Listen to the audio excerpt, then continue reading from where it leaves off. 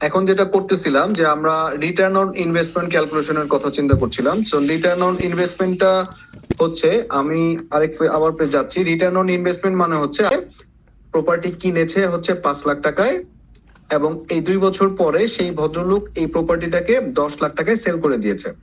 এখন return on ইনভেস্টমেন্টের perspective থেকে চিন্তা করি যে তার নেট ইনকাম কত।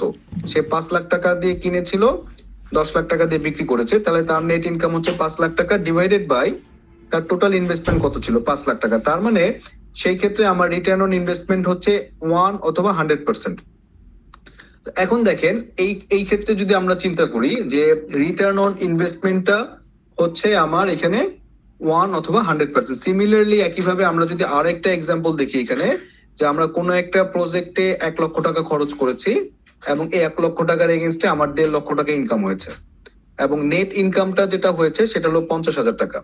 সো এই 50,000 টাকা থেকে দেখা গেল যে আমার রিটার্ন অন ইনভেস্টমেন্ট আসছে হলো 50%। সো এইটা যদি একটা প্রজেক্ট হয়, এটা যদি আরেকটা প্রজেক্ট হয়, তাহলে ইন দ্যাট কেস আমার কিন্তু এই প্রজেক্টটাতে বিনিয়োগ করাটা খুব বেশি প্রফিটেবল। সো এটা আমাদের মূল উদ্দেশ্য হচ্ছে রিটার্ন অন ইনভেস্টমেন্ট থেকে আমরা নর্মালি দেখতে পারি যে মাল্টিপল প্রজেক্ট যখন থাকে তখন কোন প্রজেক্টটাকে আমি সিলেক্ট করব, সেই প্রজেক্টটাকে সিলেক্ট করার সুবিধাটা পাওয়া যায় রিটার্ন অন ইনভেস্টমেন্ট থেকে। কারণ কি? কারণ যে প্রজেক্টে রিটার্ন অন ইনভেস্টমেন্ট যত বেশি, সেই প্রজেক্টটা ইনভেস্টমেন্টের জন্য তত বেশি সুইটেবল অথবা ফিজিবল। সেকেন্ড পার্ট যেটা আসতেছি সেটাকে আমরা বলতেছি পেব্যাক পিরিয়ড।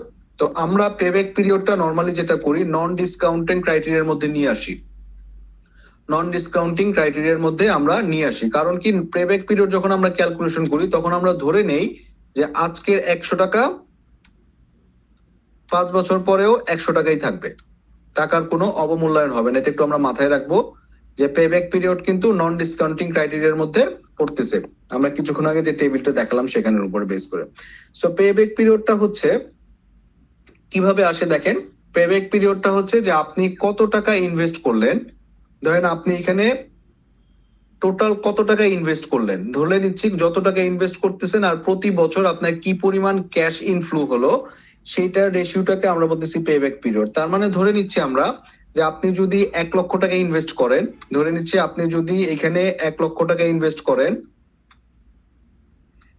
আপনি যদি এখানে 10,000 টাকা ইনভেস্ট করেন এবং প্রতি বছর আপনার যদি এখান থেকে 1,000 টাকা ইনভেস্টমেন্ট আসে, এই 1,000 টাকা যদি ঢুকে অ্যাকাউন্টে অথবা আপনি যদি ইনকাম করেন, তাহলে এই দুইটার যে ডিফারেন্সটা আছে, এই দুইটার ডিফারেন্সটাকে আমরা বলতেছি হচ্ছে পেব্যাক পিরিয়ড। তার মানে দেখেন 10,000 টাকা ইনভেস্ট করেছেন, প্রতি বছর আপনার আসতেছে হচ্ছে 1,000 টাকা, তাহলে এটাকে ভাগ দিলে আমার আসতেছে কত? 10। সো এই 10 হলো ইয়ার্স। তার মানে প্রতি বছর আমার 10 বছর লাগবে এই টাকাটাকে ইনভেস্ট করতে। সো আমাদেরকে একটা মাথায় রাখতে হবে, যদি আমরা পেব্যাক পিরিয়ডটা হচ্ছে যত কম হবে, পেব্যাক পিরিয়ড হচ্ছে যত কম হবে তত হচ্ছে প্রজেক্টটা feasible. In the mean time payback period কম যদি আমরা চিন্তা করি, যত কম হবে তত ভালো। কিন্তু আইডিয়াল একটা প্রজেক্টের ক্ষেত্রে আমরা ধরে নেই যে 3 থেকে 5 বছর যদি পেব্যাক পিরিয়ড থাকে, তাহলে সেই প্রজেক্টটা আমার জন্য খুবই বেশি সুইটেবল। তার মানে একটা জিনিস মাথায় রাখেন, পেব্যাক পিরিয়ড যত কম হবে তত ভালো, বাট স্ট্যান্ডার্ড ক্ষেত্রে 3 থেকে 5 বছরের মধ্যে যদি পেব্যাক পিরিয়ড থাকে তাহলে সেই প্রজেক্টটা অনেক বেশি ভায়াবল।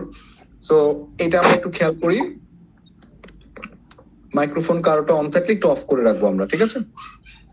আচ্ছা, তো আমরা এখানে যদি একটা হিসাব দেখি যে আমি কোন একটা প্রজেক্টে 1 লক্ষ টাকা ইনভেস্ট করেছি। 1 লক্ষ টাকা ইনভেস্ট করার পর প্রথম বছর আমি 30,000 টাকা পেয়েছি, দ্বিতীয় বছর 35,000 টাকা পেয়েছি, তৃতীয় বছর 40,000 টাকা পেয়েছি, চতুর্থ বছর পেয়েছি 45,000 টাকা। তো এখন দেখেন, আমাকে বলা হলো যে তাহলে যদি এইরকম হয় যে আমি 1 লক্ষ টাকা ইনভেস্ট করব এবং প্রথম বছর 30,000, দ্বিতীয় বছর 35,000, তৃতীয় বছর 40,000 এবং চতুর্থ বছর 45,000 টাকা পাবো। সো ইন দ্যাট কেস আমার পেব্যাক পিরিয়ডটা কত হবে? সো আমরা যদি হিসাব করি পেব্যাক পিরিয়ডের জন্য, আমরা এরকম একটা টেবিল ইউজ করতে পারি যে একদম যখন ইনভেস্টমেন্ট করি তখন এই ইনভেস্টমেন্ট পিরিয়ডটাকে আমরা বলি ইয়ার জিরো। সো ইয়ার জিরোর মধ্যে ক্যাশ ফ্লো যেটা আছে, ক্যাশ ফ্লো মানে হচ্ছে আমি কত টাকা ইনভেস্ট করেছি। যেহেতু আমার পকেট থেকে টাকাটা বের হয়ে গেছে, তার জন্য এখানে কিন্তু আমরা একটা মাইনাস সিম্বল ইউজ করি, যে মাইনাস 1 লক্ষ টাকা, মানে আমি 1 লক্ষ টাকা আমার পকেট থেকে বের হয়েছে। তো ইন দ্যাট কেস এখানে আমার ব্যালেন্স হিসেবে আরেকটা পার্ট আছে, দেখেন এখানে আমরা বলতেছি এই টাকাটাই এখানে চলে আসলো, ব্যালেন্স হলো মাইনাস 1 লক্ষ টাকা। এখন প্রথম বছর আমি কি করেছি, 30,000 টাকা ইনকাম করেছি। তো 30,000 টাকা ঢুকলো, যেহেতু আমার টাকায় ঢুকেছে আমার অ্যাকাউন্টে, তার মানে এটা পজিটিভ দেখাচ্ছে, আমি ইনকাম করেছি। তাহলে এইখান থেকে যদি যোগ করি, প্রথম বছর আমার কি থাকলো, -70,000 টাকা ব্যালেন্স থাকলো। দ্বিতীয় বছর আমি ইনকাম করেছি 35,000 টাকা, তার মানে দ্বিতীয় বছর শেষে আমার -35,000 টাকা ব্যালেন্স থাকলো। এবং তৃতীয় বছর পর দেখা গেল যে আমার 40,000 টাকা ইনকাম হয়েছে, এবং এই দুটো ব্যালেন্স করলে দেখা গেল যে আমার +5,000 টাকার মতো ব্যালেন্স হয়েছে। তার মানে দেখেন, আমি যদি ইয়ার চিন্তা করি, তার মানে কিন্তু আমার এই 3 বছরের মধ্যে প্রজেক্টের যে জন্য যে 1 লক্ষ টাকা খরচ করেছিলাম, সেই 1 লক্ষ টাকা কিন্তু প্রজেক্টের জন্য আমার উঠে এসেছে। যেহেতু 3 বছরের মধ্যে লেগেছে, তার মানে এটা আমরা বলতেছি হলো পেব্যাক পিরিয়ড 3 ইয়ার্স। আমরা যদি আরেকটু স্পেসিফাই করতে চাই, যে আসলে প্রজেক্টটা স্পেসিফিক কতটুকুর মধ্যে আসতেছে পেব্যাক পিরিয়ড, তার মানে খুব সহজ হিসাব দেখেন, যেখান থেকে প্রথম পজিটিভ হবে, দেখেন এখান থেকে আমরা যদি চিন্তা করি প্রথম পজিটিভ কবে হলো, তো প্রথম পজিটিভ হয়েছে হলো আমার ইয়ার 3-তে। তার মানে আমাকে যদি আরো স্পেসিফিক করতে হয়, তাহলে আমার পেব্যাক পিরিয়ড ধরতে হবে হলো 2+, তার মানে এখানে কিন্তু 2 বছর হয়েছে, 2 বছর প্লাস, তার মানে আরো স্পেসিফিক করতে চাই যে 2 বছর কত মাসে আমার পেব্যাক পিরিয়ড আসে। কারণ কি, কারণ এখানে কিন্তু +5,000 আসছে, কিন্তু আমার নেগেটিভ কত ছিল, -35 ইয়ার। 3 বছরের মধ্যে হয়েছে, কিন্তু এক্সাক্ট কতটুকুর মধ্যে, তাহলে আমরা যেটা হিসাব করতে পারি, এখানে আমাদের ডিউ থাকে কত, 35, এখানে হলো 35K, আর এখানে আমার ক্যাশ ফ্লো কত ছিল, 40K। সো তার মানে এখানে যদি আমরা 40K হিসাব করি, তার মানে এইটা যেটা আসতেছে আমার অলমোস্ট, যদি হিসাব করা হয়, ধরে নিচ্ছি 2 বছর 11 মাসের মধ্যে আমার পেব্যাক পিরিয়ডটা চলে আসছে, যদি মোর স্পেসিফিক। বাট আপনি যদি এরকম লেখেন যে 3 ইয়ার্স এর মধ্যে আমার পেব্যাক পিরিয়ড চলে আসছে, সেটাও কারেক্ট, বাট আমরা যদি স্পেসিফিক করে দেই যে 2 বছর 11 মাসের মধ্যে এটা পেব্যাক পিরিয়ড, সেটা হলো মোর কারেক্ট। তো এইভাবে আমরা আমাদের পেব্যাক পিরিয়ডটা ক্যালকুলেশন করে থাকি। আমরা যদি আরেকটা এক্সাম্পল দেখি, যে এই জায়গাটা থেকে যদি আপনি হিসাব করে দেখেন যে ইনিশিয়ালি আমি 2 লক্ষ টাকা প্রজেক্টে ইনভেস্ট করেছি, প্রথম বছর 50,000 পেয়েছি, দ্বিতীয় বছর 80,000, তৃতীয় বছর 60, এবং চতুর্থ বছরে 40K। তো এই 4 বছর পরে দেখা গেল যে আমার এই 4th ইয়ারে এসে ব্যালেন্সটা, এখান থেকে যদি এটা বাদ দেন তাহলে এটা থাকতেছে, এখান থেকে এটা বাদ দেন তাহলে এটা থাকতেছে, এখান থেকে এটা বাদ দিলে 10,000 টাকা ব্যালেন্স, এখান থেকে বাদ দিলে 30,000 টাকা ব্যালেন্স।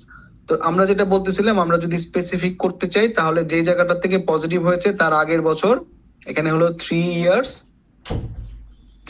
থাকলো, প্লাস আমরা যদি এখানে হিসাব করে দেখি যে এখানে -10,000 ছিল, তাই না? তাহলে আমি এখানে 10,000 লিখবো, আর নিচে কত ছিল, এখান থেকে আমি পেয়েছিল 40K। তার মানে এখান থেকে আপনি যদি হিসাব করেন, তাহলে খুব ইজিলি বোঝা যায় যে আমার 3 ইয়ার্স 3 মান্থস আমার হলো পেব্যাক পিরিয়ড। সো মোর স্পেসিফিক্যালি, সো আমরা যদি হিসাব করে দেখতে চাই যে 3 বছর 3 মাসের মধ্যে যদি আমার পেব্যাক পিরিয়ড চলে আসে, তাহলে কিন্তু আমার খুব ইজিলি আমি এই প্রজেক্টটাকে ফিজিবল বলতে পারি। সো আমরা যেটা বলতেছিলাম যে পেব্যাক পিরিয়ড যত কম হয় তত ভালো। সো আবার আরেকটা জিনিস বলেছিলাম, পেব্যাক পিরিয়ড যদি 3 to 5 ইয়ার্স এর মধ্যে চলে আসে, 3 থেকে 5 বছরের মধ্যে যদি চলে আসে, তাহলে প্রজেক্টটা কিন্তু আমরা এখানে ইনভেস্টমেন্টটা করব। সো প্রজেক্টে ইনভেস্টমেন্ট করতে হলে আমাকে এই যে ফাইন্যান্সিয়াল অ্যানালাইসিস গুলো আছে, সেই অ্যানালাইসিস গুলো দেখে পেব্যাক পিরিয়ড ক্যালকুলেশন করতে হয়। যখন আমরা স্পন্সরকে দেখাবো যে যে প্রজেক্ট করার জন্য টাকা দিবে, সে কিন্তু এই পেব্যাক পিরিয়ডটা দেখতে যাবে। কারণ কি, সে আপনাকে 2 লক্ষ টাকা দিবে খরচ করার জন্য, এবং সে জানতে চাবে ঠিক কত বছরের মধ্যে সে এই 2 লক্ষ টাকা ফেরত পাবে। এখানে দেখেন, আমরা একটা জিনিস ধরে নিয়েছি, এখানে কিন্তু 2 লক্ষ টাকা ইনভেস্টমেন্ট মানে কিন্তু 2 লক্ষ টাকাই ধরেছি, কিন্তু এই 2 লক্ষ টাকা 2 বছর আগের যে, অথবা 3 বছর আগের যে 2 লক্ষ টাকা, সেটা কিন্তু 3 বছর পরে 2 লক্ষ টাকা তাও নাও থাকতে পারে, সেটা কিন্তু আমরা এখানে ক্যালকুলেশন করি নাই। তো সেটা করলে সেটা হতো ডিসকাউন্টেড ক্রাইটেরিয়া, আর এখন আমরা কাজ করতেছি হলো নন ডিসকাউন্টেড ক্রাইটেরিয়া অথবা এনডিসি। সো এরপরে পেব্যাক পিরিয়ড ক্যালকুলেশনের পরে আমরা যেটা করতেছি সেটা হলো অ্যাকাউন্টিং রেট অফ রিটার্ন পড়বো। সো আমরা আগে এই জিনিসগুলো একটু দেখি, আমরা একটা, যখন আমরা সবগুলো জিনিস একটা একটা করে এক্সাম্পল গুলো দেখবো, দেখার পরে আমরা একটা কেস স্টাডি সলভ করে দেখবো যে আসলে একটা প্রজেক্টের যে ইনভেস্টমেন্টটা আছে, সেই ইনভেস্টমেন্ট করে আসলে প্রফিটেবল হবে অথবা প্রফিটেবল হবে না। তার আগে আমরা এই যে টার্মগুলো আছে, টার্মগুলো একটু বোঝার চেষ্টা করি, কিভাবে আমরা এই ক্যালকুলেশন গুলো করবো সেটা একটু বোঝার চেষ্টা করব। জাস্ট বেসিকটা নিব, যখন আমরা একটা প্র্যাকটিক্যাল প্রজেক্ট দেখবো, প্র্যাকটিক্যাল প্রজেক্ট দেখলে তখন আমরা আরেকটু মোর ক্লিয়ার হব। সো আমরা এই কিছুক্ষণ আগে দুইটা জিনিস দেখলাম, একটা হলো প্রফিটেবিলিটি ইন্ডেক্স, আরেকটা হচ্ছে pay back period. Profitability index আরেকটা হলো পে ব্যাক পিরিয়ড, যেটা আমরা সংক্ষেপে অনেক সময় পিবিপিও বলি, পে ব্যাক পিরিয়ড। সো এর বাইরে থার্ড যে পয়েন্টটা আমরা পড়ছি সেটা হচ্ছে accounting rate of return. Accounting rate of রিটার্নটা হচ্ছে যে আমরা কোন একটা প্রজেক্ট থেকে যে পরিমাণ উপযোগ পাই, ধরেন একটা প্রজেক্ট ধরে নিচ্ছি আমরা 5 ইয়ার্স লাইফ, ধরেন আমাদের যদি পদ্মা সেতুর কথা চিন্তা করি, পদ্মা সেতুকে বলা হয়েছে এই পদ্মা সেতু থেকে আমরা 100 বছর পর্যন্ত এখান থেকে উপযোগিতা পাবো অথবা বেনিফিট পাবো। সো এখন দেখেন, তার মানে আমি ধরে নিয়েছি পদ্মা সেতুর হচ্ছে লাইফ হচ্ছে 100 ইয়ার। তো এই 100 ইয়ার ধরেই কিন্তু আমি কি করেছি, প্রত্যেক বছর কত টাকা ইনকাম হবে, 100 ইয়ার ধরে কত টাকা ইনকাম হবে সেটা ধরে আমি কিন্তু এখানে ইনভেস্ট করেছি, যে ঠিক আছে এখানে আমি 40,000 কোটি টাকা ইনভেস্ট করবো, 100 বছর ধরে এটা রিটার্ন পাবো, আমি বেনিফিটটা পাবো। এখন দেখেন, আপনি যদি একটা ট্রান্সফরমারের কথা চিন্তা করেন, ট্রান্সফরমার আমরা যখন একটা সাবস্টেশনের জন্য লাগাই, এভারেজে এটা লাইফ থাকে ধরেন 10 ইয়ার্স। তার মানে 10 ইয়ার্স যখন আমরা লাইফ পাবো, তখন সেই 10 ইয়ার্স লাইফ ধরে কিন্তু আমরা চিন্তা করি এখান থেকে কি পরিমাণ রেট অফ রিটার্ন আমি পাবো। তার মানে একটা প্রোডাক্টের লাইফ, যে এই প্রোডাক্টটা আমি কতদিন ধরে এর কাছ থেকে আমি বেনিফিট পাবো, ধরে নিচ্ছি এটা থেকে আমি 10 ইয়ার্স ধরে বেনিফিট পাবো, 10 ইয়ার পরে এটা নষ্ট হয়ে যাবে। তো 10 ইয়ার্স পরে যখন নষ্ট হয়ে যাবে, নষ্ট হয়ে যাওয়ার পরে ওকে তো আমি একটা ট্রান্সফরমার যখন নষ্ট হয়ে যাবে 10 বছর পরে, তখন ওকে আমি যদি কেজি দরেও বিক্রি করে দেই, ধরে নিচ্ছি কিছু একটা ভ্যালু পাবো, যেটাকে আমরা বলি স্যালভেজ ভ্যালু। স্যালভেজ ভ্যালু মানে হচ্ছে যখন কোন একটা প্রোডাক্ট তার লাইফ শেষ করে ফেলবে, তখন তাকে যদি আমরা ভাঙ্গারি দরে বিক্রি করে দেই অথবা কেজি দরে বিক্রি করে দেই, তখন সেখান থেকে যে টাকাটা পাবো সেই টাকাটাকে আমরা বলি হচ্ছে স্যালভেজ ভ্যালু। ঠিক আছে? সো এইখানে অ্যাকাউন্টিং রেট অফ রিটার্নের মধ্যে দেখেন, আমরা যেটা বের করতে চাই, অ্যাকাউন্টিং রেট অফ রিটার্নের মধ্যে আমাদের যে সূত্রটা আছে সেটা হলো কোন একটা প্রজেক্ট থেকে অ্যাভারেজ অ্যানুয়াল ইনকাম। ধরেন আমি 10 বছর ধরে প্রত্যেক বছরে যে টাকাটা ইনকাম করব, ধরেন 10 বছরে প্রথম বছরে 1 টাকা, দ্বিতীয় বছরে 1 টাকা, এইভাবে করতে করতে 10 বছরে আমি ধরে নেন 120 টাকা ইনকাম করলাম। সো 10 বছরে যদি 120 টাকা ইনকাম হয়, ধরে নিচ্ছি 10 বছরে 120 টাকা ইনকাম হলো, তাহলে এইখান থেকে যদি আমি এভারেজ ইনকাম বের করতে চাই, তাহলে এই টোটাল ইনকামটাকে যদি 10 দ্বারা ভাগ করি, তাহলে এখানে কিন্তু আমার টোটাল এভারেজ ইনকাম আসতেছে কত, 12 টাকা, তাই তো? এটাকে আমরা বলতেছি এভারেজ অ্যানুয়াল ইনকাম, যে টোটাল লাইফ সাইকেলে তার কাছ থেকে আমি কত টাকা ইনকাম পেলাম এবং কত বছর ধরে ইনকাম পেলাম। সো এইখান থেকে আমার এভারেজ ইনকাম আসতেছে, যেটা হলো এখানে আমরা বলতেছি এভারেজ ইনকাম। এরপরে আসতেছে ডিভাইডেড বাই এভারেজ ইনভেস্টমেন্ট। তো এভারেজ ইনভেস্টমেন্ট মানে হচ্ছে যে এই যে ধরে নিচ্ছি আমার ট্রান্সফরমারটা, এই ট্রান্সফরমারটা আমি কি করলাম, 1 লক্ষ টাকা দিয়ে কিনেছি। সো এটাকে আমরা বলতেছি এভারেজ ইনভেস্টমেন্টের ফর্মুলাটা হচ্ছে average investment is equal to initial cost plus salvage value divided by 2। তার মানে ইনিশিয়াল কস্ট আমি 1 লক্ষ টাকা দিয়ে কিনেছি, 1 লক্ষ টাকা দিয়ে কেনার পরে ওর কাছ থেকে আমি 10 বছর পর্যন্ত বেনিফিট নিয়েছি, নেওয়ার পরে ওর লাইফ শেষ হয়ে যাওয়ার পরে যেহেতু কোনো কাজ দিচ্ছে না, ওকে আমি কি করলাম, ভাঙ্গারি ধরে এই ইনিশিয়াল কস্টের 10% দামে আমি ওকে বিক্রি করে দিলাম। এই যেহেতু ওইখান থেকে কিন্তু এই মেশিনটা থেকে কিন্তু কার্যকারিতা না পেলেও আমি কিন্তু এই টাকাটা ওর কাছ থেকে পেলাম। দ্যাটস ওয়াই এখানে আসতেছে হলে এভারেজ ইনভেস্টমেন্ট হচ্ছে initial cost plus salvage value. So initial cost plus salvage value divided by 2। এখন দেখেন, আমরা যদি হিসাবে নিয়ে আসি যে এই average annual income divided by average investment, এইটা থেকে আমরা অ্যাকাউন্টিং রেট অফ রিটার্নটা পাই। সো অ্যাকাউন্টিং রেট অফ রিটার্নটা আমরা এখানে আরেকটা টার্ম শিখবো। দেখেন এখানে আরেকটা টার্ম আসবে, যে অ্যাকাউন্টিং রেট অফ রিটার্নটা প্রজেক্টের ক্ষেত্রে অ্যাকসেপ্টেবল হবে, একটা প্রজেক্ট তখনই অ্যাকসেপ্টেবল হবে যখন অ্যাকাউন্টিং রেট অফ রিটার্নটা হায়ার অথবা গ্রেটার হবে কার চাইতে, ইন্টারনাল রেট অফ রিটার্ন। আমরা এই ইন্টারনাল রেট অফ রিটার্ন আরেকটা পার্ট আছে, সেই পার্টটা আমরা সামনে দেখব। তার আগে ধরে নিব যে এই অ্যাকাউন্টিং রেট অফ রিটার্নটা আমার কোন একটা প্রজেক্টের ক্ষেত্রে তখনই অ্যাকসেপ্টেবল হবে, একটা প্রজেক্ট তখনই অ্যাকসেপ্টেড হবে যখন এই অ্যাকাউন্টিং রেট অফ রিটার্নটা গ্রেটার দেন কি হবে, ইন্টারনাল রেট অফ রিটার্নের চাইতে বেশি হবে। সো আদারওয়াইজ প্রজেক্টটা রিজেক্টেড হবে। আবারও মাথায় রাখতেছি, এই প্রজেক্টটা যখন অ্যাকসেপ্টেড হবে যদি এই অ্যাকাউন্টিং রেট অফ রিটার্নটা ইন্টারনাল রেট অফ রিটার্ন অথবা আইআরআর এর চাইতে বেশি হবে। সো আইআরআর কি জিনিস সেটা আমরা কিছুক্ষণ পরে সামনে এগিয়ে গেলে বুঝতে পারবো। তো আপাতত এটুকু একটু মাথায় রাখি। সো আমরা যদি একটা প্রবলেম দেখি, এখানে প্রবলেম দেখলে আরেকটু ক্লিয়ার হবে যে কোনো একটা কোম্পানি XYZ একটা কোম্পানি কোন একটা প্রজেক্টের মেশিনারিজ এর জন্য 1 লক্ষ টাকা ইনভেস্ট করতে চায় এবং এই প্রজেক্টটার কারণে নেট ওভারফ্লো হবে প্রথম 2 বছর ধরে 20,000 টাকা করে সে পাবে, তৃতীয় এবং চতুর্থ বছরে 10,000 টাকা করে পাবে এবং পঞ্চম বছরে 30,000 টাকা পাবে। এখন দেখেন finally the machine has a salvage value, তার মানে এই প্রজেক্টের ক্ষেত্রে মেশিনটার 5 বছর হচ্ছে লাইফ এবং 5 বছর পরে বিক্রি করে দেওয়ার পরে আমরা এখান থেকে 25,000 টাকা এক্সট্রা পাবো, সেটাকে আমরা বলতেছি স্যালভেজ ভ্যালু বিক্রি করে দেওয়ার পরে। তো এখান থেকে দেওয়ার পরে আমাকে বলতেছে calculated accounting rate of return. So accounting rate of রিটার্নটা আমরা কি পেলাম? অ্যাকাউন্টিং রেট অফ রিটার্নের ফর্মুলাটা হচ্ছে average annual income divided by average investment. So average ইনভেস্টমেন্টটা যদি আমরা চিন্তা করি, অ্যাভারেজ ইনভেস্টমেন্টটা আমরা আগে এই পার্টটা শিখে নিই। অ্যাভারেজ ইনভেস্টমেন্টটা খুব সহজ। মেশিনের জন্য আমরা কয় টাকা খরচ করেছি প্লাস আমার এখানে স্যালভেজ ভ্যালু কত আছে, মেশিনের জন্য আমি কত টাকা খরচ করেছি। যদি আমি অ্যাভারেজ ইনভেস্টমেন্ট চিন্তা করি, যে অ্যাকাউন্টিং রেট অফ রিটার্নের ফর্মুলাটা হচ্ছে average annual income divided by average investment.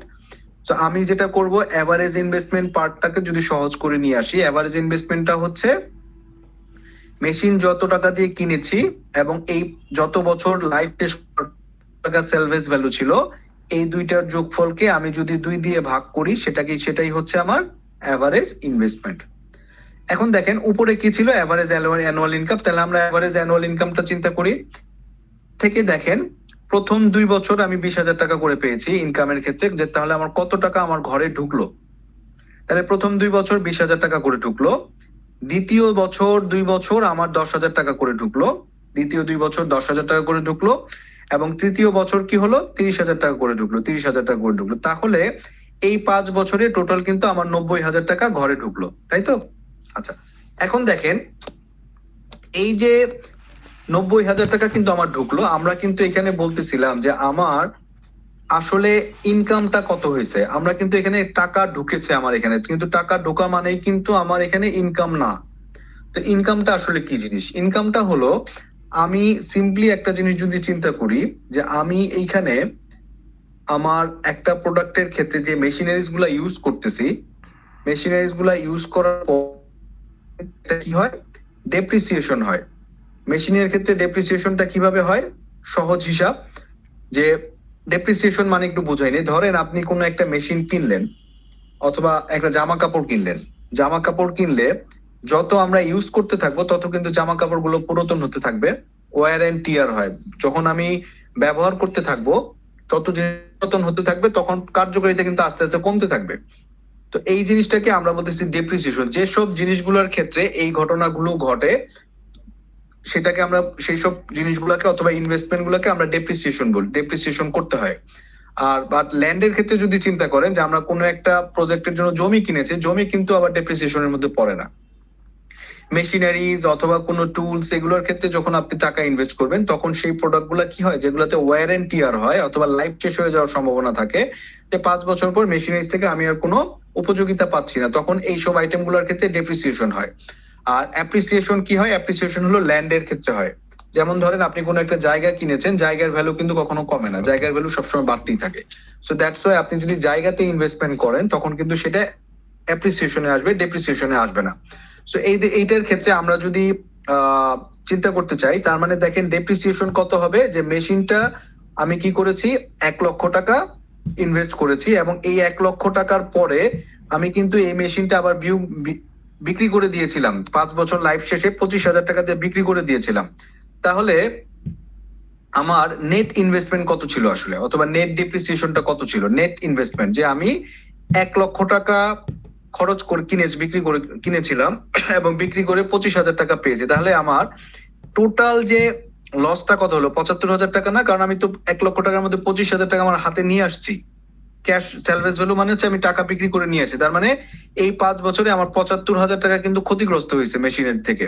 তো এই যে ক্ষতিগ্রস্ত যে ভ্যালুটা আছে সেটাকেই বলতেছি হলো ডেপ্রিসিয়েশন, যে আসলে মেশিনটা থেকে কত টাকার ক্ষতি হলো। তাহলে আপনি নেট ইনকাম যদি আমরা চিন্তা করি, নেট ইনকামটা হলো যে আমি আসলে এইখান থেকে যত টাকা আমার এখানে ঢুকেছে 90,000 টাকা মাইনাস আমার মেশিনারি বাবদ কত টাকা লস হয়েছে, তার মানে এখানে মেশিনারি বাবদ 75,000 টাকা লস হয়েছে। তাহলে নেট ইনকাম কত করলাম? 15,000 টাকা নেট ইনকাম করলাম। টোটাল কত টাকা আমার ঘরে ঢুকলো এবং কত টাকা মেশিনারিজ এর জন্য আমার লস হলো, এইটা থেকে যে ইনকামটা আসলো সেটাই হলো আমার নেট ইনকাম। তাহলে আমার এখানে কিন্তু চেয়েছে কি এভারেজ অ্যানুয়াল ইনকাম, এটা কিন্তু আমি নেট ইনকাম পেয়ে গেলাম কত বছরে? 5 বছর ধরে পেলাম, কারণ কি এখানে 5 বছরের ইনকাম দেয়া আছে। তাহলে প্রত্যেক বছর কত আসলো? তার মানে 15,000 ডিভাইডেড বাই 5 যদি আমি করি তাহলে এখান থেকে অ্যানুয়াল ইনকামটা পেয়ে গেলাম। তাহলে average annual income divided by average investment হলো আমার অ্যাকাউন্টিং রেট অফ রিটার্ন। তাহলে এভারেজ অ্যানুয়াল ইনকাম কত আসলো? এখান থেকে 3,000 টাকা ডিভাইডেড বাই এখান থেকে আমার এভারেজ ইনভেস্টমেন্টটা কত আসলো? এটা হলো 62,500 টাকা। তাহলে অ্যাকাউন্টিং রেট অফ রিটার্ন আসতেছিল আমার 4.8%। সো ওভারঅল এইটা হচ্ছে আমাদের অ্যাকাউন্টিং রেট অফ রিটার্ন ক্যালকুলেশনের ফর্মুলা। সো এই জায়গাটাতে কারো যদি কোনো কোশ্চেন থাকে কোশ্চেন করতে পারেন।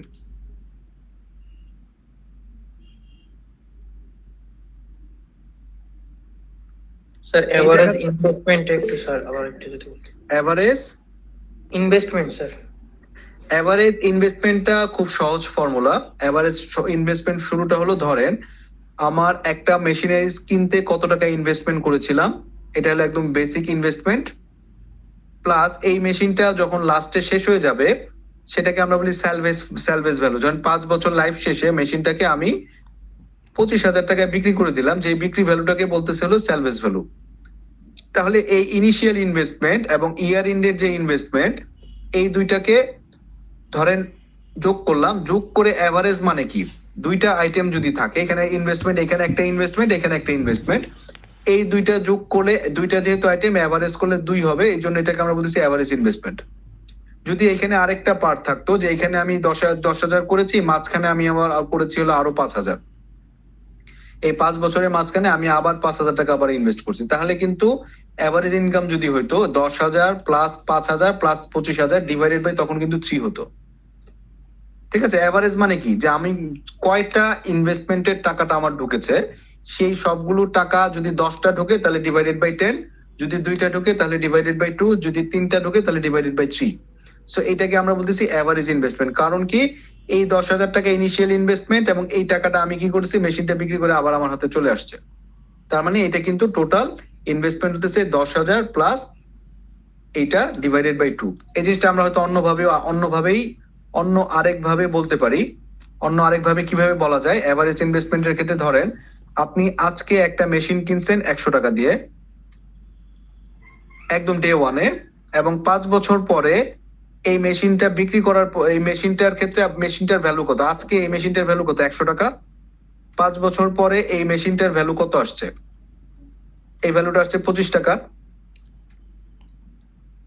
এই ভ্যালুটা হচ্ছে 25 টাকা। তার মানে দেখেন এই টোটাল মেশিনটার ভ্যালু কত আসলো, সেটা হলো স্টার্টিং ইনভেস্টমেন্ট এবং এন্ডিং ইনভেস্টমেন্ট ডিভাইড, এই দুইটার এভারেজ করতে হবে। এই দুইটার এভারেজ যদি করেন তাহলে স্টার্টিং এবং এন্ডিং দুইটা যেহেতু আইটেম, তাহলে আবার ডিভাইডেড বাই 2।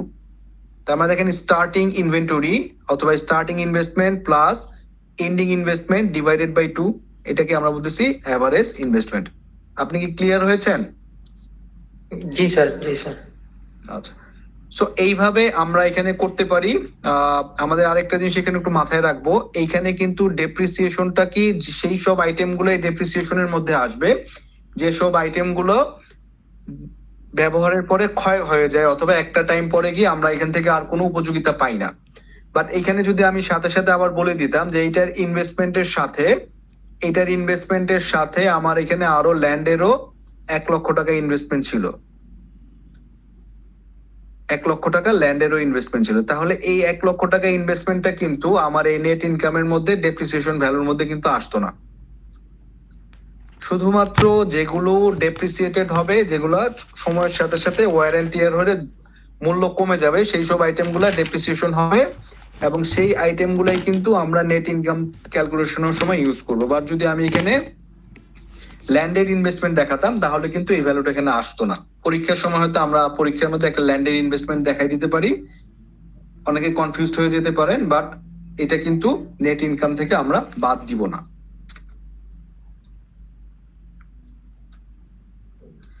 সো এখানে আমরা আরেকটা এক্সাম্পল দেখি কিরকম।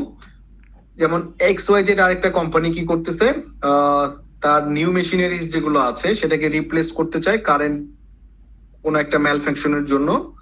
এই নিউ মেশিনটার দাম হলো 4,20,000 টাকা এবং এইটা অ্যানুয়ালি 2 লক্ষ টাকা করে রেভিনিউ দিচ্ছে। রেভিনিউ মানে হচ্ছে ক্যাশ ইনফ্লো দিচ্ছে, এবং এইটার রেসপেক্টে অ্যানুয়াল এক্সপেন্স আছে হলো 50,000 টাকা। ঠিক আছে। সো এখন দেখেন, the machine is estimated to have a useful life হলো 12 বছর। তার মানে এই মেশিনটা থেকে আমি 12 বছর পর্যন্ত এই ইনকামটা পেতে থাকবো। কারণ কি রকম, সে বলতেছে প্রতি বছর আমার অ্যানুয়ালি 2 লক্ষ টাকা করে রেভিনিউ জেনারেট করে, তাহলে এই 12 বছর ধরে যদি আমি পেতে থাকি তাহলে 12 বছর ধরে 2 লক্ষ টাকা পেতে থাকবো। এবং আরেকটা জিনিস দেখা আছে যে প্রত্যেক বছর এই 2 লক্ষ টাকা ইনকাম করতে হলে আমার 50,000 টাকা খরচ করতে হয়, যেটা আমার হাত থেকে আবার বের হয়ে যাচ্ছে। তাহলে আরেকটা জিনিস দেখেন, 12 বছর পরে এখানে জিরো স্যালভেজ হলো, তার মানে 12 বছর পরে এইটা থেকে আমি 1 টাকাও পাবো না। আগের প্রবলেমটাতে কি করেছিলাম, আমরা 5 বছর পর মেশিনটা ইউজ করার পরে 25,000 টাকার মতো একটা ভ্যালু পেয়েছিলাম, যেটা ভাঙ্গারি হিসাবে বিক্রি করে পাই, অথবা এটা একটা বলি আর কি, যে ওজনের দরে অথবা যে কোনো ভাবে পার্টস আকারে যদি বিক্রি করে দেন এই মেশিনটা থেকে এত টাকা পাবেন। কিন্তু এটা দেখা গেল 12 বছর ইউজ করার পরে এই মেশিনের কোনো পার্টসই ঠিক ঠিকানা থাকবে না, সেই জন্য এটা থেকে আমি 1 টাকাও আর রিটার্ন পাবো না, অথবা বিক্রি করে কোনো ভাঙ্গারি দামও পাবো না। সো এই ধরনের প্রবলেমের ক্ষেত্রে বলতেছে ঠিক আছে আপনারা ARR-টা ক্যালকুলেট করে দেন। তাহলে আমার ফর্মুলাটা কি, average annual income divided by average investment. So average ইনভেস্টমেন্টটা যদি আমরা একটু বের করতে চাই, এভারেজ ইনভেস্টমেন্টের ক্ষেত্রে আমরা বলেছিলাম starting investment plus salvage value divided by 2। So আমার স্টার্টিং ইনভেস্টমেন্ট কত ছিল, 4,20,000 টাকা। যেহেতু স্যালভেজ ভ্যালু যেটা ছিল, যেহেতু এই স্যালভেজ ভ্যালু আমার 0, তার মানে এখানে দেখেন starting investment plus salvage value 0 divided by 2, যেহেতু দুইটা item. So in that case আমার এভারেজ ইনভেস্টমেন্ট হচ্ছে এই টাকাটা। যদি এখানে স্যালভেজ ভ্যালু থাকতো, এখানে যদি 1 টাকাও থাকতো, 1 টাকাও যদি থাকতো, তাহলে এই ভ্যালুটাই কিন্তু আমার এখানে চলে আসতো। এরপরে যেটা আসতেছে দেখেন, এরপরে যেটা আসতেছে আমার এভারেজ ইনভেস্টমেন্ট শেষ এই পার্টটা বের করার জন্য, তাহলে আমাকে এভারেজ অ্যানুয়াল ইনকাম বের করতে হবে। এভারেজ অ্যানুয়াল ইনকাম করার জন্য দেখেন এখানে বলা আছে 12 বছর ধরে এটা আমাকে সার্ভিস দিবে এবং প্রত্যেক বছর 2 লক্ষ টাকা করে আমি এখান থেকে রেভিনিউ জেনারেট করতে পারবো।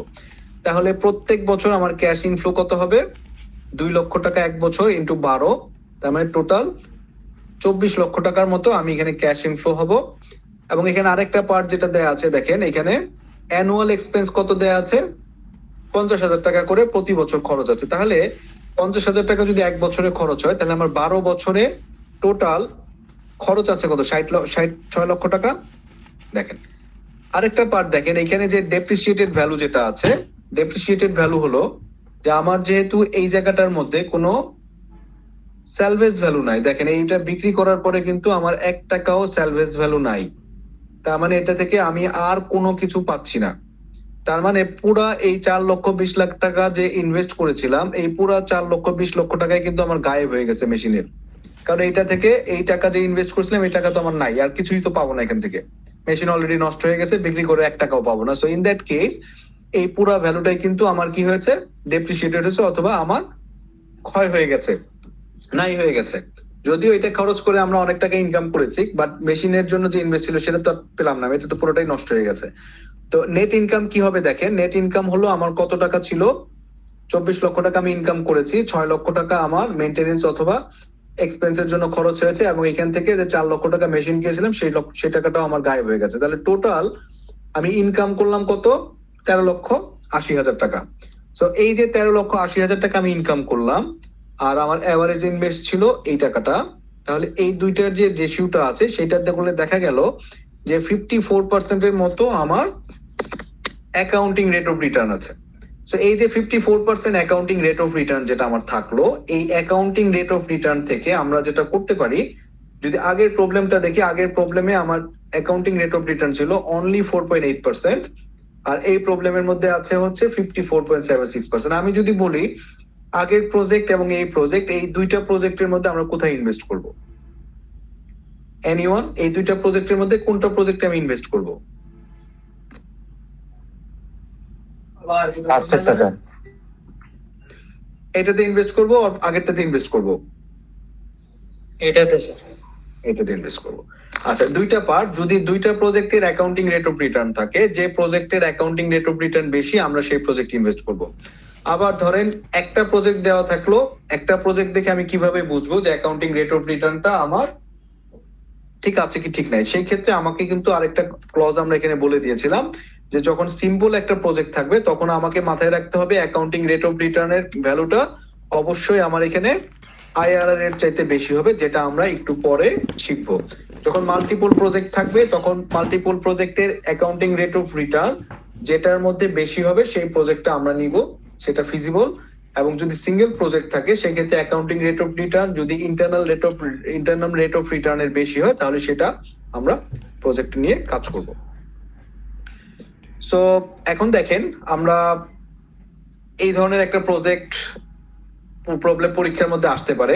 পরীক্ষার মধ্যে কিভাবে আসতে পারে দেখেন, যে আমরা হয়তো দুটো প্রজেক্ট দিয়ে দিব, দুইটা প্রজেক্ট দিয়ে বলে দিব যে এই প্রজেক্টে ইনভেস্টমেন্ট এত টাকা, এই প্রজেক্টে ইনভেস্টমেন্ট এত টাকা, এই প্রজেক্টের এক্সপেক্টেড লাইফ 5 ইয়ার্স, এই প্রজেক্টের এক্সপেক্টেড লাইফ 5 ইয়ার্স। তাহলে এই প্রজেক্ট থেকে নেট আর্নিং যদি এরকম হয় যে এই প্রজেক্ট থেকে আমি প্রত্যেক বছর এই টাকা করে পাচ্ছি আর এই প্রজেক্ট থেকে প্রত্যেক বছর এই টাকা করে পাবো। এখন এখানে বলা আছে ডিজায়ার্ড রেট অফ রিটার্ন যদি 12% করে হয়, যে আমার রেট অফ রিটার্নটা 12% হইতে হবে, সেই ক্ষেত্রে এই দুইটা প্রজেক্টের জন্য কোন প্রজেক্টটাকে আমরা সিলেক্ট করব? এখান থেকে আমরা যেটা করব, accounting rate of return select করব। অ্যাকাউন্টিং রেট অফ রিটার্ন বের করব জাস্ট আগের ফর্মুলাগুলো ইউজ করে। এই অ্যাকাউন্টিং রেট অফ রিটার্ন বের করার পরে যদি দেখি যে এই অ্যাকাউন্টিং রেট অফ রিটার্ন 12% এর নিচে আছে, তাহলে দুইটা প্রজেক্টের একটা আমরা সিলেক্ট করব না। যদি দেখি দুইটা প্রজেক্টই 12% এর উপরে আছে তাহলে আমরা দুইটা প্রজেক্টই সিলেক্ট করব। আবার যদি দেখি একটা প্রজেক্ট উপরে আছে একটা প্রজেক্ট নিচে আছে, তাহলে যেটা শুধু রেট অফ রিটার্নের উপরে থাকবে সেই প্রজেক্টটা সিলেক্ট করবো। তার মানে তিনটা কেস হতে পারে। তিনটা কেসের মধ্যে হতে পারে কি, দুইটাই যদি অ্যাকাউন্টিং রেট অফ রিটার্নের নিচে থাকে তাহলে কিন্তু দুইটা প্রজেক্ট বাদ। দুইটা প্রজেক্ট যদি এআরআর বেশি থাকে তাহলে দুইটা প্রজেক্ট সিলেক্ট হবে। যদি একটা প্রজেক্ট উপরে থাকে একটা প্রজেক্ট নিচে থাকে তাহলে শুধুমাত্র যেটা উপরে থাকবে সেই প্রজেক্টটা সিলেক্ট হবে। আশা করি ক্লিয়ার হয়েছে। কারো কোনো কোশ্চেন থাকলে করতে পারেন।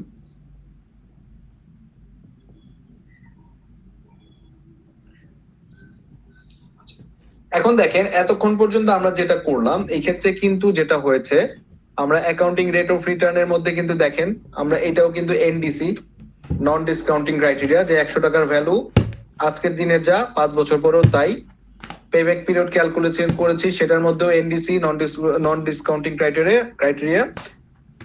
আর এখন এরপরে আমরা যেটা করব, সেটা হলো net present value. Net present ভ্যালুটা কি, যে আমরা চিন্তা করে দেখব, ধরেন আজকে যদি 100 টাকা ইনভেস্ট করি, 5 বছর পরে সেটা 100 টাকা নাও থাকতে পারে। সো 5 বছর পরে যদি আমার 100 টাকা না থাকে তাহলে আমরা কি করতে পারি, আমরা একটা কত টাকা করে মুদ্রাস্ফীতি হলো সেটা যদি আমরা জানি, সেই পরিমাণটা যদি আমরা বাদ দিয়ে দিই তাহলে কিন্তু ধরেন আজকে 100 টাকা ইনভেস্ট করলাম, তাহলে এই 100 টাকা আগামী বছর কত টাকা হবে কিভাবে বের করবো? ধরেন 5% প্রত্যেক বছর টাকার অবমূল্যায়ন হচ্ছে অথবা 10% প্রত্যেক বছর অবমূল্যায়ন হচ্ছে, সেটা যদি আমরা জানি তাহলে আজকের 100 টাকা আগামী বছর কত হবে? 10% ডিসকাউন্ট হলে 91 টাকা। তাহলে এই 91 টাকা যদি আগামী বছর হয়, সেটা যদি তার পরের বছর সেম একই রেটে 10% হারে ডিভ্যালুয়েটেড হয়, তাহলে পরের বছরের 91 টাকা তারপরের বছর ওইটা 90% হবে। এইভাবে করে আমরা কিন্তু অ্যাকচুয়ালি যে আসলে নেট প্রেজেন্ট ভ্যালুটা বের করতে পারি। নেট প্রেজেন্ট ভ্যালুটা হচ্ছে জাস্ট ডিসকাউন্টিং ফ্যাক্টরটা আমরা বের করে নিব, যে কত টাকা হারে আমাদের টাকাটা ডিভ্যালুয়েটেড হচ্ছে। তো আমরা একটু ক্যালকুলেশনটা দেখি। নেট প্রেজেন্ট ভ্যালু মানে হচ্ছে present value of cash inflow divided by initial outlay cash outflow.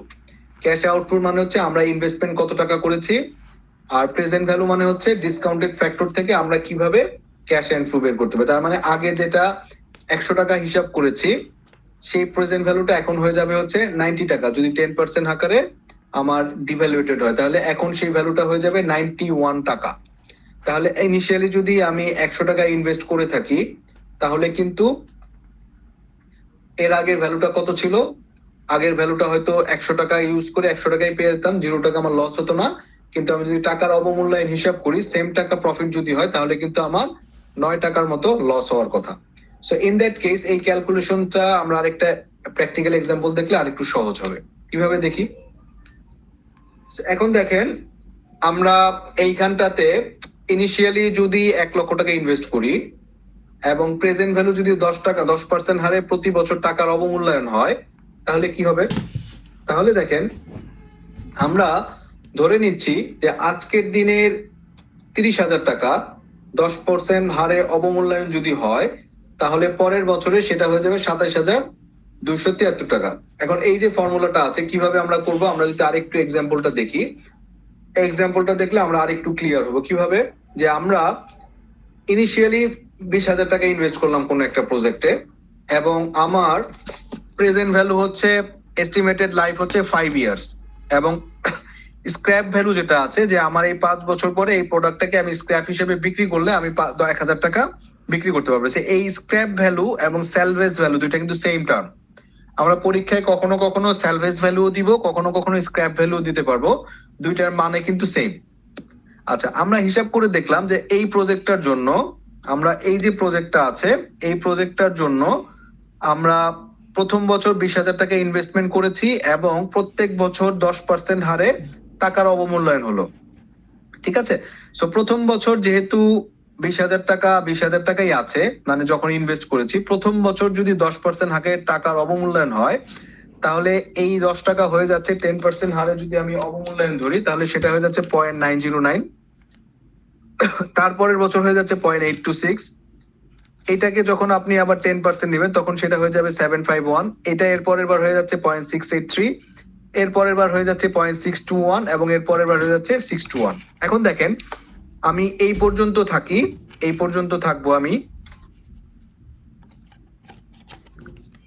আমি প্রথমে এই পর্যন্ত কনসিডার করি, পরেরটাতে পরে আসতেছি। তো 5 বছর ধরে আমি কি করলাম? এটা আমার প্রত্যেক বছরের ইনকাম, এটা হলো টাকার এই 5,000 টাকা এত পার্সেন্ট হারে যেহেতু অবমূল্যায়ন হচ্ছে, এটা হলো ফর্মুলাটা, যে 100 টাকা 1 যদি হয়, তাহলে এটা 10% অবমূল্যায়ন হলে 0.901, এইটা 10% অবমূল্যায়ন হলে 0.826, এটারও 10% অবমূল্যায়ন হলে সেটা 751, 0.75 এর 10% যদি অবমূল্যায়ন হয় সেটা 683, এটার 10% অবমূল্যায়ন হলে সেটা 0.68621।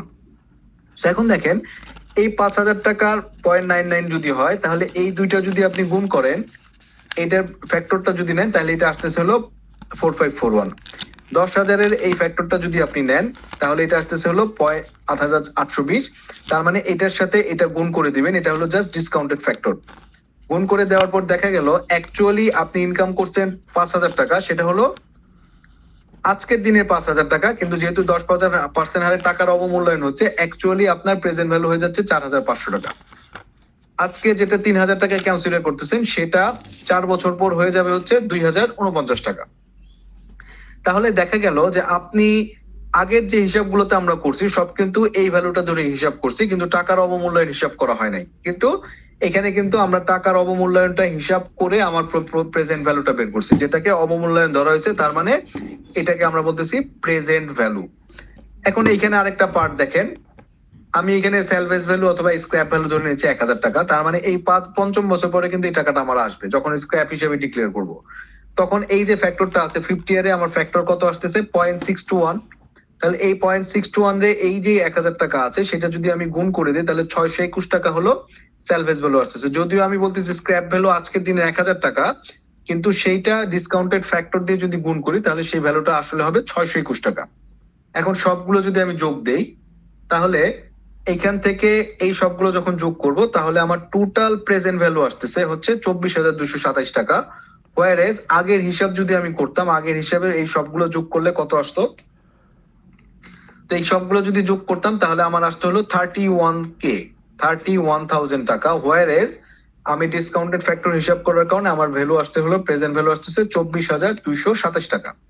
তাহলে টোটাল নেট প্রেজেন্ট ভ্যালু কত? নেট প্রেজেন্ট ভ্যালু বলতেছে যে আমি আসলে ইনভেস্ট করছিলাম কত টাকা। আমি আসলে ইনভেস্ট করছিলাম 20,000 টাকা, এটাকে বলতেছে ক্যাশ আউটফ্লো। আর প্রেজেন্ট ভ্যালুটা কত আসতেছে, সেটা আসতেছিল এই ডিসকাউন্টেড ফ্যাক্টর থেকে 24,227 টাকা।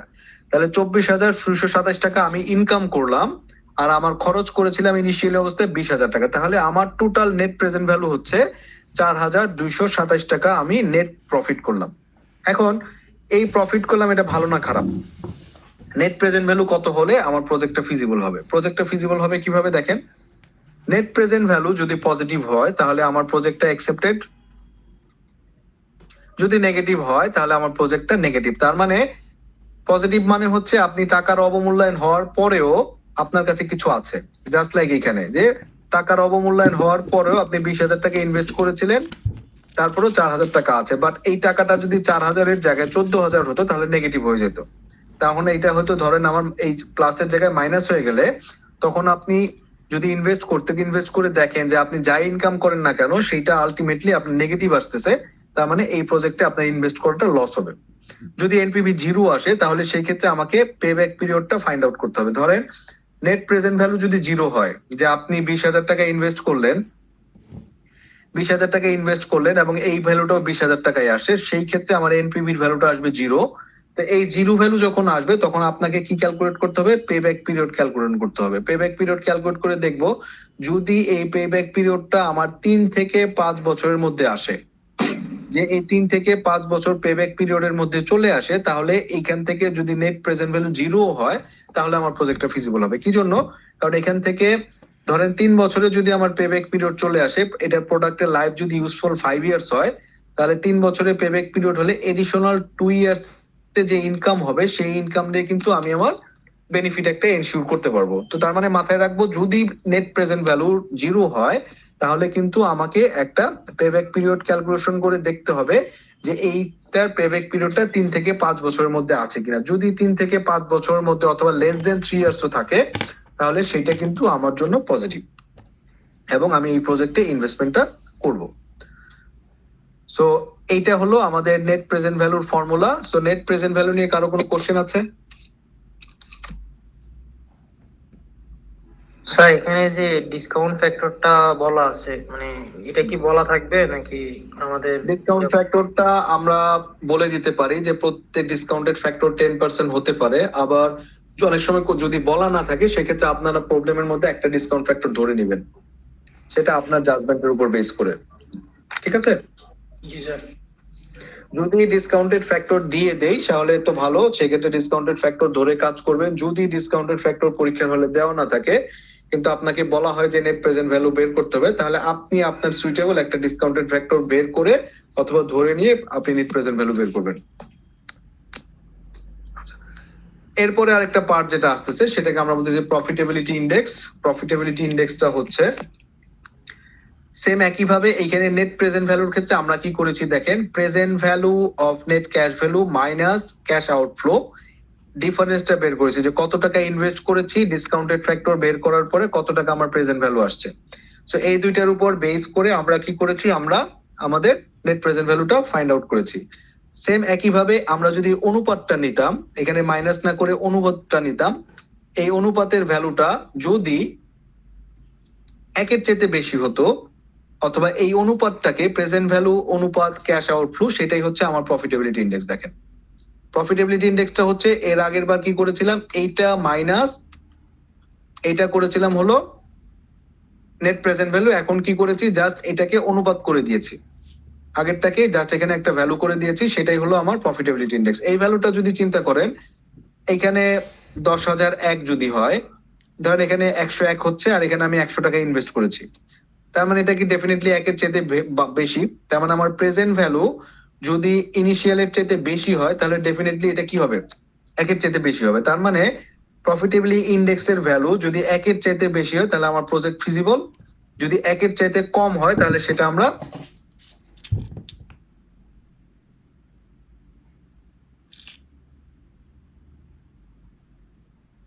accept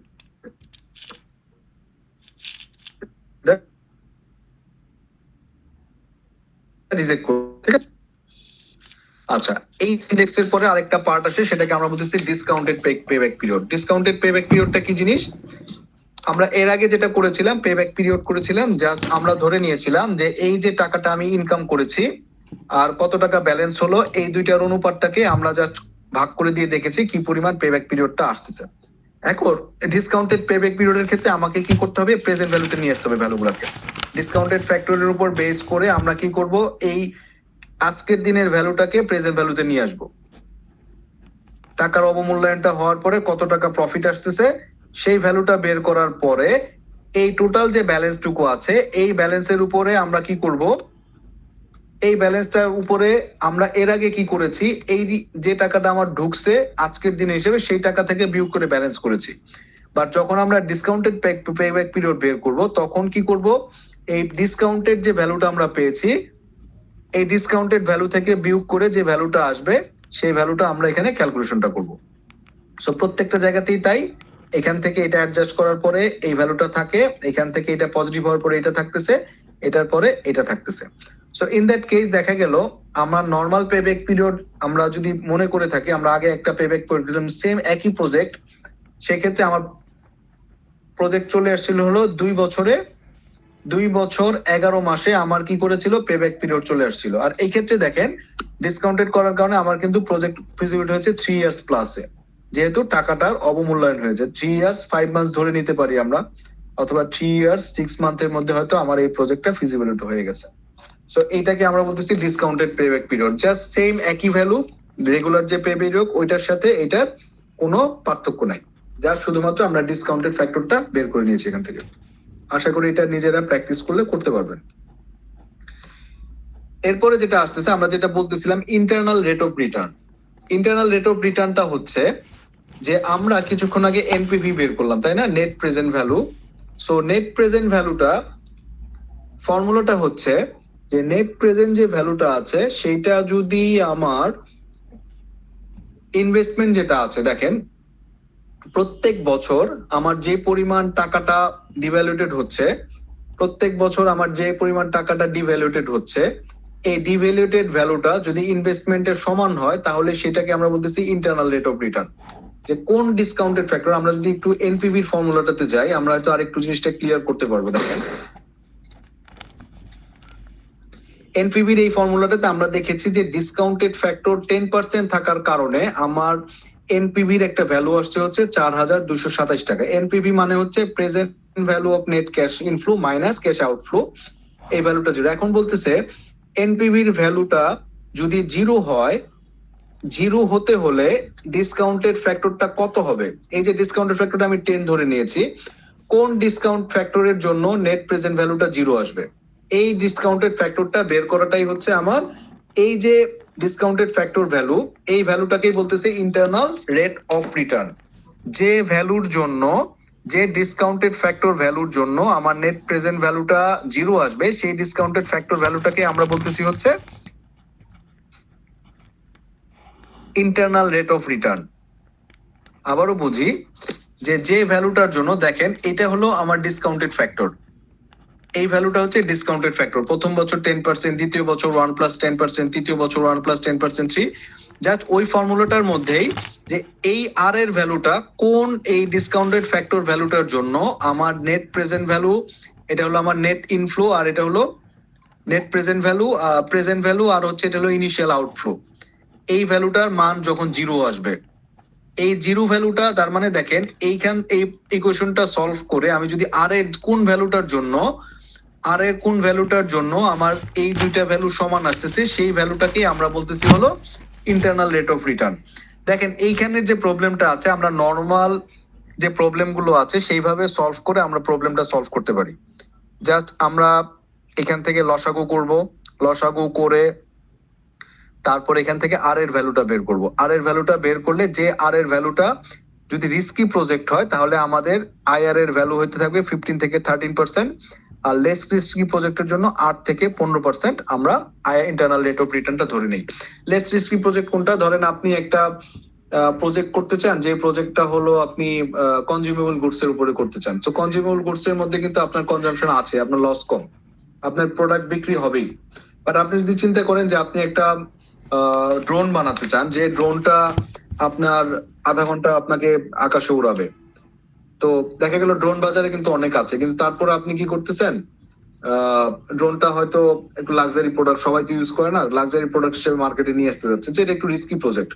so in that case যেসব প্রজেক্ট গুলো একটু রিস্কি প্রজেক্ট, সেই সব প্রজেক্ট গুলোর ক্ষেত্রে ইন্টারনাল রেট অফ রিটার্ন 15 থেকে 30% হয়, আর লেস রিস্কি প্রজেক্টের ক্ষেত্রে 8 থেকে 15% হয়।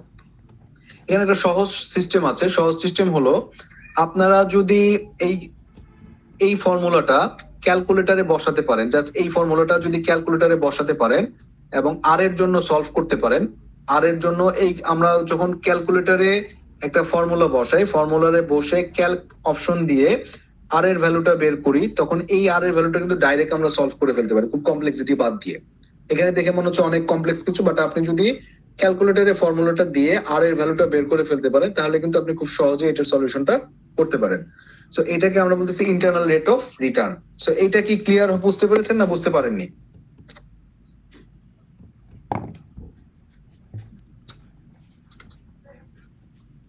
কারো কোনো কোশ্চেন না থাকলে আমরা একটা প্রবলেমে যাব। তো প্রবলেমে যাওয়ার আগে আমাদের যেহেতু টাইমটা শর্ট হয়ে গেছে, আমরা একটা প্রবলেম দেখাবো, প্র্যাকটিস প্রবলেম। আমাদের হয়তো 15-20 মিনিট লাগবে আর একটু ক্লাসটা শেষ করতে।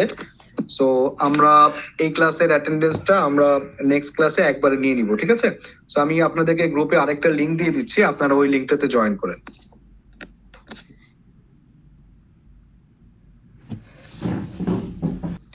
আপাতত আমরা একটু প্র্যাকটিস করে একটু বোঝার চেষ্টা করি যে কি আছে সেখানে। আমরা যদি একটু বোঝার চেষ্টা করি, যেখানে কি বলা হয়েছে, একটা industrial facilities considering investment in a rooftop solar panel array, electricity কস্টটা কমানো।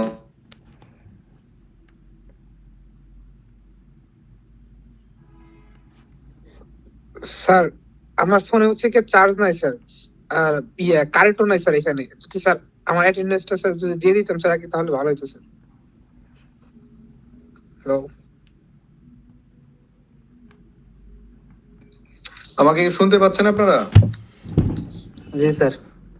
জি স্যার। আচ্ছা, এখানে যেটা বলছিলাম যে একটা ইন্ডাস্ট্রিয়াল ফ্যাসিলিটি তার রুফের মধ্যে সোলার প্যানেল অ্যারে বসাতে চাচ্ছে, কারণ ইলেকট্রিসিটি কস্ট কমাতে চায় তারা। এই ইলেকট্রিসিটি কস্ট কমানোর জন্য তাদের ইনিশিয়াল ইনভেস্টমেন্টটা হচ্ছে 2.5 লাখ টাকার মতো। এখন ধরেন এই 2.5 লাখ টাকার মধ্যে কি আছে, প্যানেল কস্ট আছে, ইনভার্টার, মাউন্টিং হার্ডওয়্যার এবং ইনস্টলেশন কস্ট সব সহ, এবং এটার ইউজফুল লাইফ দিয়েছে 8 ইয়ার্স। এবং এই 8 বছর পরে স্যালভেজ ভ্যালু অথবা স্ক্র্যাপ ভ্যালু হচ্ছে 15,000 টাকার মতো। এবং এই টাকার ফলে এই যে আমার সোলার প্যানেলটা আমরা ইনভেস্ট করলাম, ইনভেস্ট করলে যদি করি তাহলে প্রত্যেক বছর কোম্পানি 60,000 টাকা করে, অথবা আমাদের যে ইন্ডাস্ট্রিটা আছে সেই ইন্ডাস্ট্রিটা 60,000 টাকা করে প্রতি বছর সেভ করতে পারবে ইলেকট্রিসিটি বিল। এবং এই 60,000 টাকা যদি ইলেকট্রিসিটি বিল সেভ করে, তাহলে আমার এখানে প্রতি বছর মেইনটেনেন্স এবং ইন্স্যুরেন্স কস্ট সেভ হবে। একটা খরচ আছে, এক্সপেন্স 5,000 টাকার মতো খরচ আছে। এবং এইখানে আরেকটা জিনিস যেটা আছে, companies required rate of return অথবা হার্ডল রেট হচ্ছে 10% এর মতো। তো আমরা যেটা বলতেছিলাম যে কোম্পানি আমাদেরকে বলে দিয়েছে যে 10% রেট অফ রিটার্ন এর উপরে বেশি থাকলে সেটা হলো আমাদের প্রজেক্টটা ফিজিবল হবে। তো আমরা যদি এরকম মনে করি, দেখুন এখানে আরেকটা জিনিস বলা আছে যে for accounting purpose the machine will depreciated on a straight line basis to its salvable. তো আমরা মোস্ট অফ দ্য কেসে স্ট্রেট লাইন বেসিসেই আমরা আসলে ডেপ্রিসিয়েটেড ভ্যালুটা করি। সো এই ডেপ্রিসিয়েটেড ভ্যালুটা স্ট্রেট লাইন মানে হচ্ছে খুব সহজ হিসাব। আমরা একটু সামনে একটা যখন কাজটা ম্যাথটা যখন করবো তখন আর একটু ক্লিয়ারলি বুঝতে পারবো। তার মানে আমাদের মোটা দাগে হিসাব হচ্ছে, আমরা একটা সোলার প্যানেল বসাতে চাই, 2.5 লাখ টাকা খরচ করতে হবে। জি সামিউল। স্যার আমার হচ্ছে স্যার কারেন্ট চলে গেছে স্যার, ফোনে চার্জও নাই স্যার। যদি অ্যাটেন্ডেন্সটা স্যার আগে দিয়ে দিতাম তাহলে স্যার ভালো আপনার হতো। প্রবলেম থাকলে ক্লাসের মধ্যে ইন্টারাপ্ট না করে গ্রুপে লিখে বের হয়ে যেতে পারেন, ঠিক আছে? আচ্ছা স্যার, থ্যাংক ইউ স্যার। আচ্ছা, আমরা এখানে যেটা করছিলাম যে একটা 2.5 লাখ টাকা খরচ করে সোলার প্যানেল বসাবো, যেটা লাইফ হচ্ছে 8 বছর, এবং এটা 8 বছর পরে বিক্রি করলে 15,000 টাকা আমরা পাবো। এবং এটা করলে প্রতি বছর 60,000 টাকা সেভ হবে, এবং সেভ করার পাশাপাশি এটার মেইনটেনেন্স বাবদ 5,000 টাকা একটা খরচ আছে। এবং এই অর্গানাইজেশনটা বলে দিয়েছে যে আমাদের যে রেট অফ রিটার্ন যেটা আছে সেই রেট অফ রিটার্নটা 10% বেশি যদি থাকে তাহলে এই প্রজেক্টটা তারা কনসিডার করে দেখবে। সো ইনিশিয়ালি আমরা যদি করি যে আমাদের প্রথম যে পার্টটা থাকে যে আমরা অ্যাকাউন্টিং রেট অফ রিটার্ন করতে চাই। So accounting rate of return যদি করতে চাই, আমার এইখানে দেখেন অ্যাকাউন্টিং রেট অফ রিটার্নের ফর্মুলাটা কি। অ্যাকাউন্টিং রেট অফ রিটার্নের ফর্মুলাটা আমরা খুব ভালো মতোই জানি যে average annual income divided by average investment. এটা আমরা বেশ কয়েকটা প্রবলেম দেখেছি। সো জাস্ট এখানে আমার অ্যানুয়াল যদি ইনভেস্টমেন্টটা চিন্তা করি, অ্যানুয়াল ইনভেস্টমেন্ট কিন্তু খুব সহজ হিসাব, এটা আমরা আগে করি প্রত্যেকবারই, যে অ্যাভারেজ ইনভেস্টমেন্টটা হচ্ছে initial investment plus salvage value divided by 2। তাহলে আমার এখানে অ্যানুয়াল অ্যাভারেজ ইনভেস্টমেন্টটা কত ছিল? আমার অ্যানুয়াল ইনিশিয়াল ইনভেস্টমেন্ট ছিল 25,000 টাকা, আর স্যালভেজ ভ্যালুটা ছিল হচ্ছে কত? দেখেন স্যালভেজ ভ্যালু আমরা এখানে বলা আছে 15,000 টাকা। তাহলে আমার অ্যাভারেজ ইনভেস্টমেন্ট কত হবে? 25,000 প্লাস 15,000 ডিভাইডেড বাই 2। সেটাই কিন্তু আমার অ্যাভারেজ ইনভেস্টমেন্টের মধ্যে এখানে আমরা বের করেছি। দেখেন initial investment plus salvage value divided by 2 হচ্ছে অ্যাভারেজ ইনভেস্টমেন্ট। তাহলে উপরে কি ছিল? Average annual profit. এই পার্টটা আমাকে এখন বের করতে হবে। তো অ্যাভারেজ অ্যানুয়াল প্রফিটটা কিভাবে বের করব দেখেন। সো অ্যাভারেজ অ্যানুয়াল প্রফিটটা বের করার জন্য প্রথমে আমাকে কি করতে হয়? আমাকে প্রথমে বের করতে হলে আমার ডেপ্রিসিয়েশন পার্টটুকু বের করতে হয়। সো ডেপ্রিসিয়েশনটা আমরা কিভাবে বের করেছি দেখেন। ডেপ্রিসিয়েশনটা হলো initial investment minus salvage value divided by useful life. So এখন দেখেন আমরা কিন্তু এখানে অ্যানুয়াল ডেপ্রিসিয়েশনটা বের করছি। অ্যানুয়াল মানে হচ্ছে প্রত্যেক বছর ব্যাপী কতটুকু ডেপ্রিসিয়েশন হবে। তাহলে ওভারঅল যদি ডেপ্রিসিয়েশনটা এরকম হয় যে আমি ইনিশিয়াল ইনভেস্টমেন্ট করেছিলাম কত? 2.5 লক্ষ টাকা, এবং এইটা বিক্রি করার পরে 15,000 টাকা পেয়েছি। তার মানে টোটাল নেট লস হয়েছে কত? আমার মেশিনারিজ বাবদ নেট লস হয়েছে হলো 2,35,000 টাকা। তো এই 2,35,000 টাকার যে লসটা আছে এইটাকে আমি যদি পার ইয়ারে নিয়ে আসি, তার মানে 8 বছরে কিন্তু এত টাকা লস হয়েছে। সো 15,000 টাকা গেইন পেলাম কোত্থেকে? যেহেতু ভাঙ্গারি হিসাবে বিক্রি করে দিয়েছি, সো সেইটা আমার কিন্তু 15,000 টাকা গেইন দিয়েছে। এর জন্য 2.5 লক্ষ টাকার মেশিন থেকে আমার নেট লস হয়েছে কত? 2,35,000 টাকা। এই লসটাকে আমি বলতেছি ডেপ্রিসিয়েশন। তাহলে টোটাল যদি 2,35,000 টাকা লস হয়, তাহলে 8 বছর যদি হয়, তাহলে পার বছর কত? 29,000 টাকা লস হয়েছে। এবং এটা করলে আমার ইলেকট্রিসিটি বিল হয়েছে দেখেন 60,000 টাকা করে সেভ হয়েছে। তার মানে এই টাকাটা তো আমার ইনকাম হয়েছে, তাই না? তাহলে প্রত্যেক বছর যদি আমার 60,000 টাকা করে ইনকাম হয় এবং প্রত্যেক বছর আমার যদি মেইনটেনেন্স খরচ বাবদ 50,000 টাকা 5,000 টাকা করে খরচ হয়, এবং এই প্রত্যেক বছর আমার যদি ডিপ্রিসিয়েশন বাবদ 29,000 টাকা খরচ হয়, তাহলে প্রত্যেক বছর আমার নেট প্রফিট কত হয়? তাহলে নেট প্রফিট হলো 60,000 টাকা করে আমার বিদ্যুৎ বিল সেভ হচ্ছে, 5,000 টাকা মেইনটেনেন্সের জন্য খরচ করছি, আর ডেপ্রিসিয়েশন বাবদ 29,000 টাকা খরচ হচ্ছে। তাহলে টোটাল নেট প্রফিট আসতেছে আমার 25,000 টাকা। তাহলে আমি টোটাল নেট প্রফিট পেয়ে গেলাম, কারণ ইনভেস্টমেন্ট এভারেজ ইনভেস্টমেন্ট যেটা সেটা আমি আগেই বের করেছি। সো সেই ক্ষেত্রে অ্যাকাউন্টিং রেট অফ রিটার্ন যেটা দেয়া আছে সেটা হলো average annual profit divided by average investment. এইখান থেকে আমি এভারেজ ইনভেস্টমেন্ট কত পেয়েছিলাম? 1,32,000 টাকা 500 টাকা। আর এখান থেকে আমি অ্যানুয়াল প্রফিট পেলাম কত? 25,625 টাকা। সো এখান থেকে আমার দেখা গেল অ্যাকাউন্টিং রেট অফ রিটার্ন হলো 19.34%।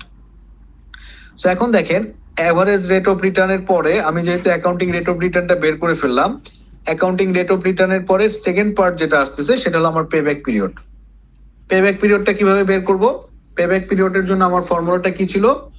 আমরা প্র্যাকটিসটা করি। এখানে দেখেন যে এইখানে আমরা পেব্যাক পিরিয়ডের জন্য আমার অ্যানুয়াল ক্যাশ সেভিং কত ছিল? প্রতি বছর আমি ইলেকট্রিসিটি বিল সেভ করতাম কত? 60,000 টাকা। মেইনটেনেন্স ফি কত আছে? 5,000 টাকা।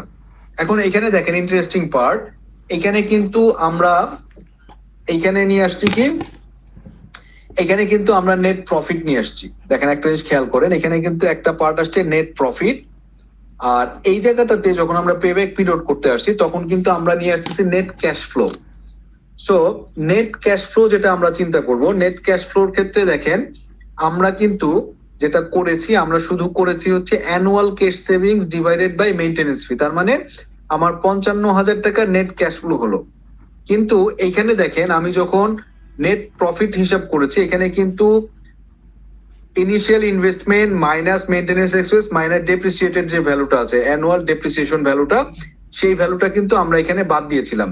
কিন্তু কারণ এখানে আমি প্রফিটের কথা বলেছি, কিন্তু যখন আমি ক্যাশ ফ্লো কথা বলবো, ক্যাশ ফ্লো যেহেতু কি বলেছে দেখেন, depreciation is a non cash expense এবং is ignored for payback and NPV calculation.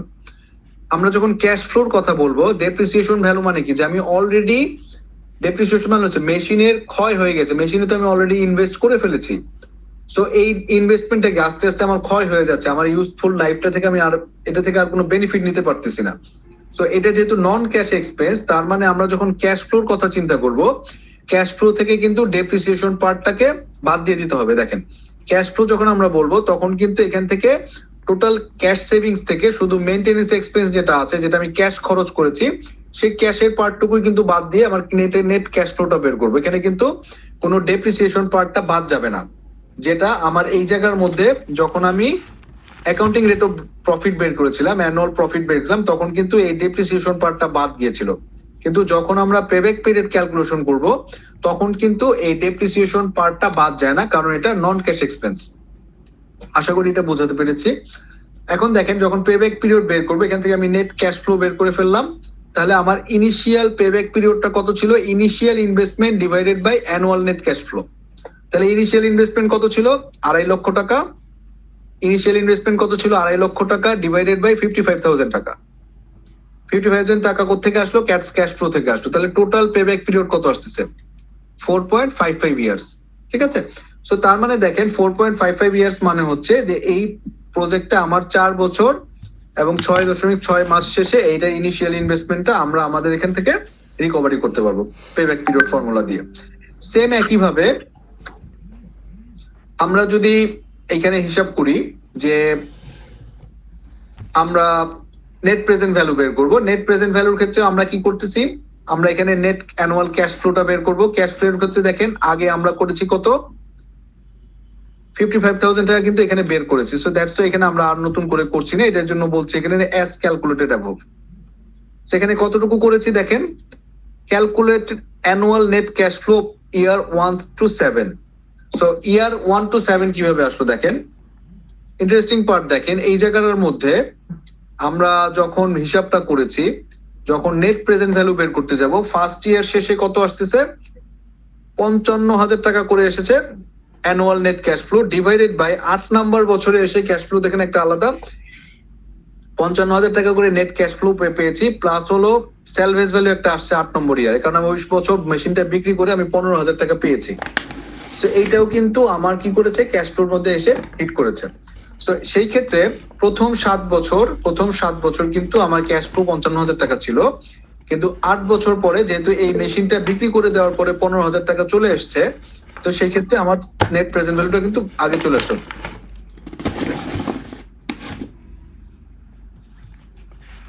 জি নাই বলেন। স্যার, ক্লাসটা অনেক important topic, but long time ধরে ক্লাস হওয়াতে আমাদের প্রত্যেকের একটু মানে সমস্যা হইতেছে স্যার, একটু যদি। সমস্যা হচ্ছে? জি স্যার, লং টাইম আমরা আপাতত ক্লাসটা এখানে তাহলে স্টপ করি, কিন্তু আমাদের এই ক্লাসটা সেই ক্ষেত্রে